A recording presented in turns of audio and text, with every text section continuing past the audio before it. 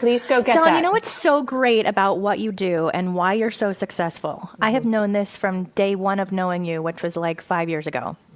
You are so good at delegating. I've gotten better. I have had my years of But I not. am so not. I have to control all environments, all situations. I can't like train somebody to be Lindsay the Stager because they're going to screw it up. That's what the story I've told myself. They probably would be fine. I don't know. But you are so good at putting people to their use and even like inventing a head stager, an assistant, a light bulb getter, whatever it is that I mean, that's good business that you do there, sister. Well, it's taken years of mistakes.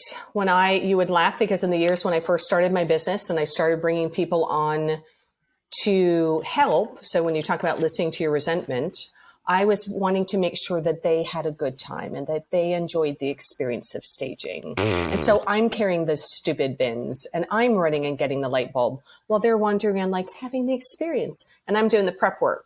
So I had to grow into being a boss, right? Just like, whether it's at home, at work, in your marriage or your partnerships, we learn what is our highest and best use.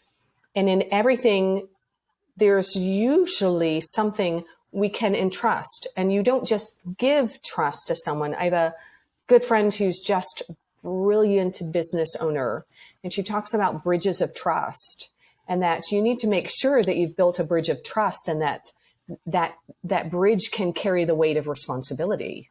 And sometimes they break because people aren't ready for the trust that you place in them. They've got to get it, want it, and have the capacity. So what you release... Well, that's such a good nugget right there. Yeah, so what we do is we release a piece and see how someone does. So if they can't show up on the job on time, as a vacant stager and you've got warehouse and you're pulling, that's a big deal because it's affecting 4 other people on the job. We might be standing around waiting because you could not make it on time. And so you entrust the very little bit. And so what is it that you can release? It could be, Lindsay, carrying the clipboard and writing down what you say. Huh. And then you go back. Does somebody do that? Do you have somebody that does that? Why not? If you want to, sure. If you've got someone that you're training to do what you do and watch, you give them the lowest job first, and that's writing your notes. And then they'll learn from that. And that's really just a brilliant thing that you're adding as part of their training. And so then write down everything I say. Yeah. And then so you can do it. You review it. How did that go? You give them the feedback. You give them and then you give them the why behind it. So you release a piece. I am famous for saying, I'm so sorry to interrupt you. Go. I am famous for saying, I'm sorry. If I'm coming down on you hard, it's because you're doing it wrong. Yes. Instead of just doing it wrong, if I'm coming down on you hard, it's because I believe you have the capacity for this. Like I'm investing in you. I just don't invest in just anybody. This is like, and even with my sellers, I would tell them, oh, wow, you've done so much right. Now I get to be nitpicky because we get to spend my time here in the details. Very rarely do I get to this level with most of my sellers. So yes, I'm being hard on them, but it's because they're in a further position. So there's always something to learn. Doing it out of... You're so good and you delegate so well. And it's not that... It doesn't sound like you're a pushover about it. It doesn't sound like you're people-pleasing, Dawn. You've come a long way, baby. I've come a long way. It sounds like you are in control and you know exactly what you're looking for, which already they are gaining respect for you as their boss. I hope so. And you're being nice about it. You're saying, I'm going to put you to use in a different way because I believe you can do that better. Right. That's almost like a compliment. Absolutely.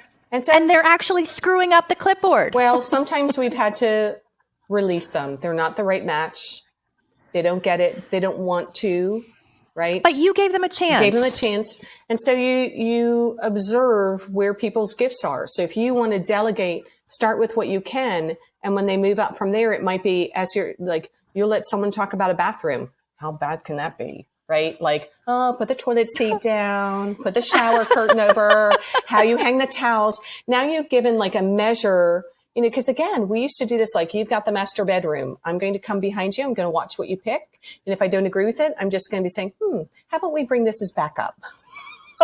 And then I let them do their vision. And if it's not coming together, I get to pull the plug and say, great, but we're out of time. We'll talk about this afterwards, but how about we switch this?